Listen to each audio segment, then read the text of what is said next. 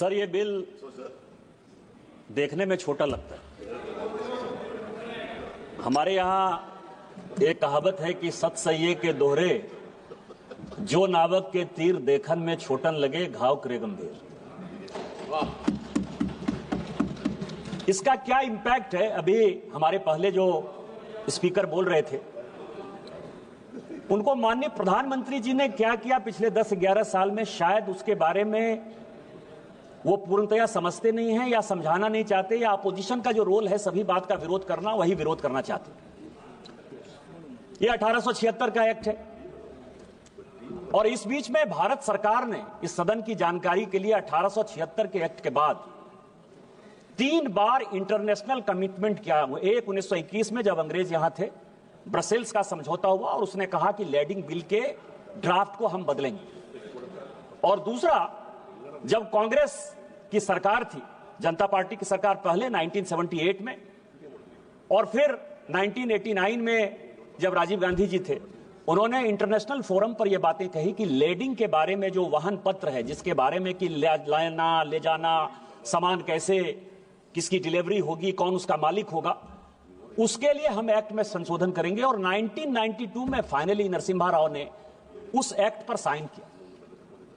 1921 से लेके आज तक 2025 तक किसी भी सरकार ने यह नहीं सोचा कि 1876 के इस एक्ट को बदलना है। अभी रिपीलमेंट की बात हो रही थी सभापति महोदय, इस सदन की जानकारी के लिए, मैं उसमें पढ़ना नहीं चाहता था, लेकिन प्रेमचंद्रन जी आपके जानकारी के लिए, क्योंकि आपने कहा कि सरकार वाहवाही लेती है कि 1500 बिल उसने पास कर दिए, मतलब रिपील कर दिए, खत्म कर दिए अंग्रेजों के समय के। मैं आपको केवल 1874 का, इस सदन की जानकारी के लिए और इस देश की जानकारी के लिए, 1874 में एक बिल अंग्रेज लेकर आए, ड्रामेटिक एक्ट बिल, क्योंकि उनको यह लगता था कि आजादी के आंदोलन, जो ये ड्रामा है, जो नाटक है, जो गीत है, ये जो गाया जाता है, सड़क पर उतरकर जो लोग गाते हैं, ये देशद्रोह है। और उन्होंने एक ड्रामेटिक एक्ट बिल बनाया 1874 में, जिसमें यह कहा जाता था कि 10 लोग यदि सड़क पर डांस करते हुए, गाते हुए, नाचते हुए, ड्रामा करते हुए यदि मिलेंगे, उन सबों को जेल हो जाए। उस एक्ट के आधार पर सभापति महोदय, क्या आपको नहीं लगता कि दुल्हा जो है वो बारात के साथ जेल चला जाता? 1876 का एक्ट था, 2024 में हमारे प्रधानमंत्री जी ने बदला। क्या इस देश को यह पता है कि इस तरह के एक्ट हमारे बनाए? बांस जो कि प्रत्येक घरों में होता है, वो घास है, उसको हमने वृक्ष बना दिया। पूरा का पूरा नॉर्थ ईस्ट की इकोनॉमी जो है बांस पर चलती थी। यह भी 150 साल से एक्ट था। क्या इसमें गरीब परेशान नहीं हो रहा था? क्या उसको रिपील नहीं कर देना चाहिए था? ये 2 एक्ट मुझे लगता है कि सदन के लिए और ये देश के जानकारी के लिए है कि 1500 एक्ट जो हमने बदले हैं, उसमें से किस किस तरह के घटिया कानून अंग्रेजों के द्वारा बनाए हुए थे और उसको बदलने की आवश्यकता पड़ी। वैसा ही 1876 का एक्ट है।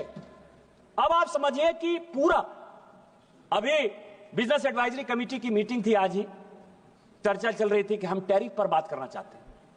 यहां कांग्रेस के युवराज आकर बात करेंगे कि उस पोर्ट पर जो है पकड़ा गया, ड्रग्स पकड़ा गया, वो पोर्ट ऐसे हो गया, वो पोर्ट ऐसे हो गया। कभी आपने सोचा कि 26/11 कैसे हो गया? बॉम्बे में इतनी बड़ी दुर्घटना हो गई, कभी उसके बारे में आपने सोचा कि आपके पास क्या अधिकार? ये लैंडिंग बिल है क्या आखिर? इस साल से लेके पिछले साल, पिछले 4-5 साल में यदि आप देखेंगे तो इस देश में लगभग 50,000 करोड़ का ड्रग्स जो है पकड़ा गया। ड्रग्स, हेरोइन ड्रग्स, जो हमारे युवाओं को नुकसान पहुंचा रहा है।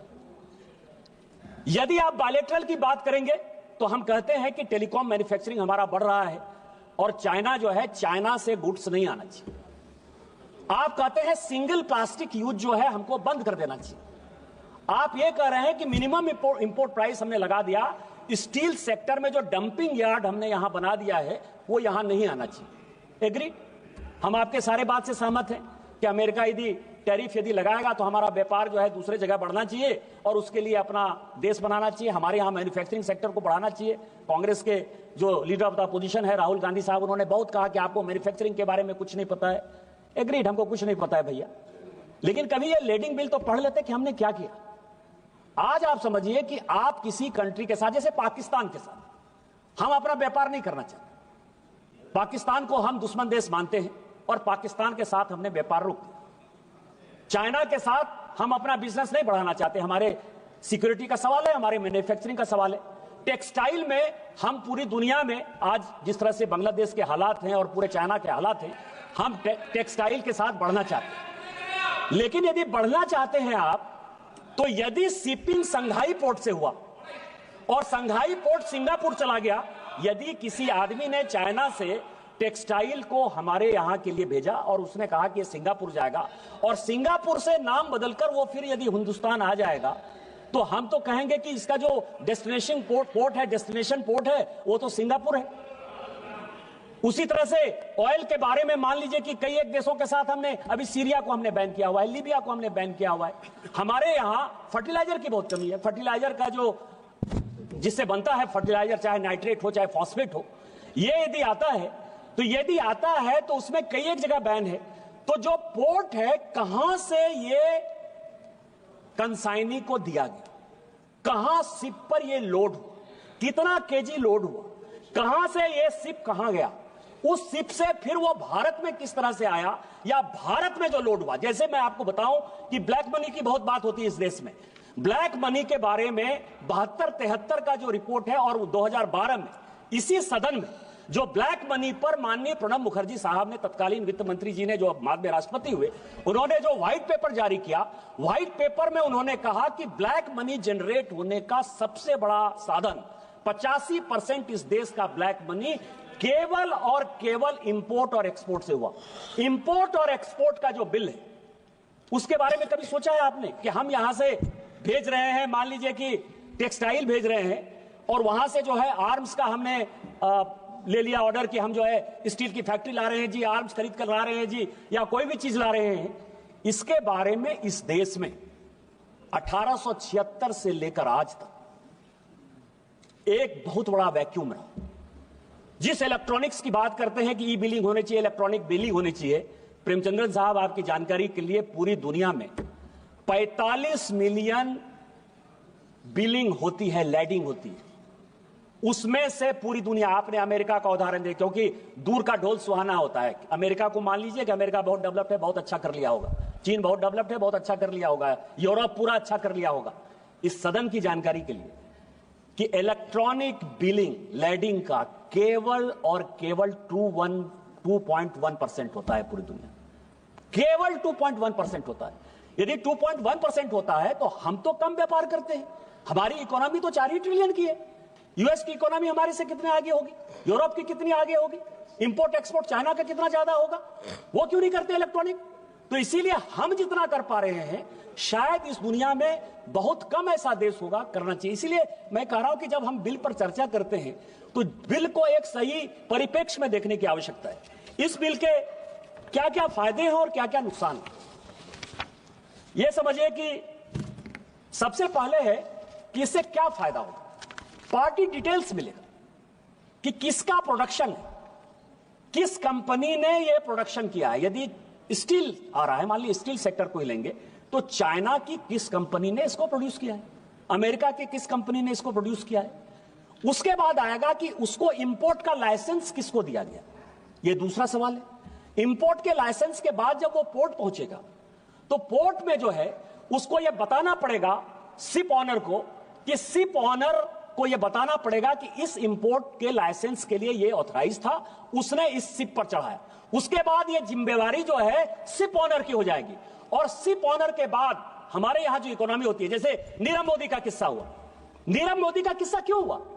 क्योंकि बैंक की जो गारंटी थी, जिसको एलसी कहते हैं, जिसके आधार पर कि भारत में कोई सामान आएगा या भारत से कोई सामान जाएगा, तो जो बैंक एलसी खोलता है, जो आपको लाइन ऑफ क्रेडिट देता है, उसमें से आपको पता है कि पंजाब नेशनल बैंक का परेशानी हुआ, स्टेट बैंक ऑफ इंडिया का परेशानी हुआ।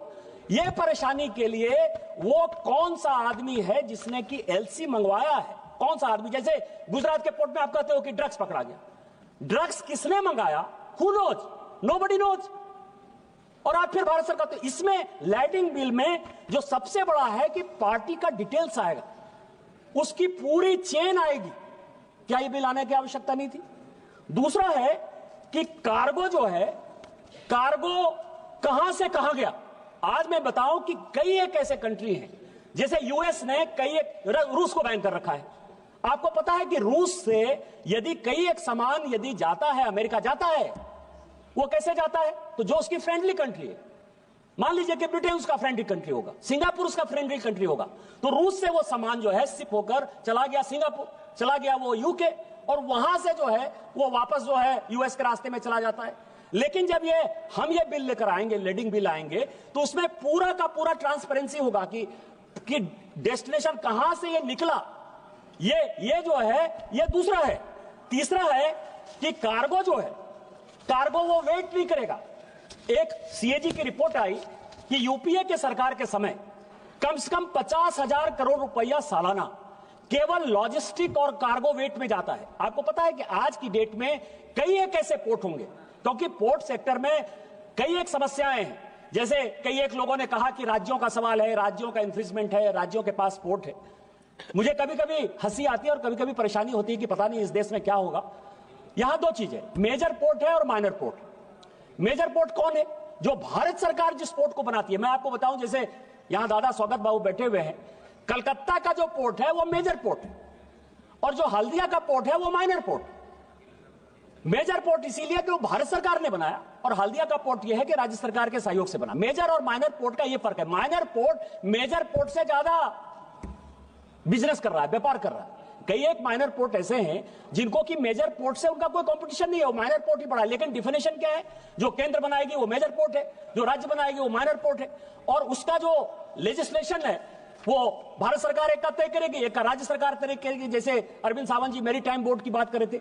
लेकिन जो कस्टम एक्साइज है, जो 5 किलोमीटर के बाद इंटरनेशनल बॉर्डर है, जाने और अनजाने इंटरनेशनल बॉर्डर पर भारत सरकार का ही अधिकार है। भारत सरकार ही उन चीजों को देखेगी। भारत सरकार ही, मान लीजिए कि कई एक ऐसे हैं, पनामा कैनाल से लेकर स्वेज कैनाल तक हमेशा इंटरनेशनल लड़ाई होती रहती है। इंटरनेशनल लड़ाई होती है तो कौन सा कार्गो कहां जा रहा है, कहां आएगा, यह डिटर्मिनेशन स्कोर करेगा भारत सरकार। जो है उसको सिक्योरिटी कैसे देगी? इस आधार पर जो वेटिंग है, कई एक कार्गो जो है कई एक पोर्ट पर हमेशा जो वेट करते रहते हैं, इस एक्ट के बाद, लेडिंग एक्ट के बाद, उसमें एक बड़ी ट्रांसपेरेंसी आ जाएगी। मैं केवल 2-4 मिनट में खत्म करूंगा क्योंकि बोलने वाले बहुत लोग नहीं थे, इसलिए। इसके बाद टर्म्स ऑफ पेमेंट, मैंने जैसे कहा कि एलसी यदि खोलते हैं, कई एक बैंकों के साथ जो है कि सामान यहां आ जाता है और सामान लेने को तैयार नहीं होते हैं, या क्वालिटी जो है उसकी इतनी खराब होती है, जैसे हम ही यहां से भेजते हैं तो मान लीजिए यूएस किसी चीज को रोक देता है, सिंगापुर किसी चीज को रोक देता है, यूरोप किसी चीज को रोक देता है कि हम उस तरह का नहीं कर सकते हैं, तो जो टर्म्स ऑफ पेमेंट है वो पहले से निर्धारित होगा। वो सीपर पर, कंसाइनी पर जो है इस लेडिंग एक्ट के बाद, क्योंकि ये बिल जो है वो इंटरनेशनल एक्ट 1878 का जो हमने साइन किया है उसके आधार पर ये बना है, तो वो तय हो जाएगा। उसके बाद जो मैंने सबसे बड़ा इंपॉर्टेंट जो इसमें डेवलपमेंट है कि जो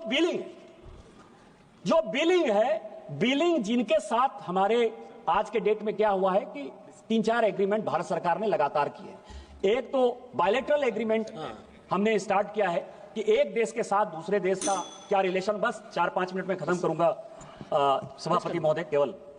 तो जो उसका जो बायलैटरल है, बायलैटरल में हमने मान लीजिए कि किसी के साथ टैरिफ में किसी को कंसेशन दिया, या किसी के साथ हमने सहयोग किया, जैसे नेपाल हमारे साथ है, भूटान हमारे साथ है, हम इंडोनेशिया के साथ, साउथ ईस्ट एशिया के साथ, कंबोडिया के साथ पूरा बिजनेस करना चाहते हैं। कई एक ऐसे कंट्री हैं, जैसे नेपाल एक ऐसा कंट्री है, भूटान एक ऐसा कंट्री है जिसके पास पोर्ट नहीं है। तो इनलैंड वाटरवेज के साथ जब उनके हम सामान को ले जाएंगे तो वो बिलिंग जो है वो महत्वपूर्ण होगा कि ये मेड इन नेपाल है, मेड इन भूटान है, और इस तरह से कई एक कंट्री में जो उनकी व्यवस्थाएं हैं, लोग उसको, जैसे बांग्लादेश के साथ टेक्सटाइल सेक्टर में आपको पता है कि 10% कंसेशन है, इसीलिए हम उसके साथ मुकाबला नहीं कर सकते। ये सारी चीजें तय हो जाएंगी। केवल अंत में सभापति महोदय, इस सदन में चोला वंश से लेके लैंग्वेज के ऊपर बहुत बातचीत हो रही है। ये देश संविधान से चलता है, आर्टिकल 343 से लेके 348 तक।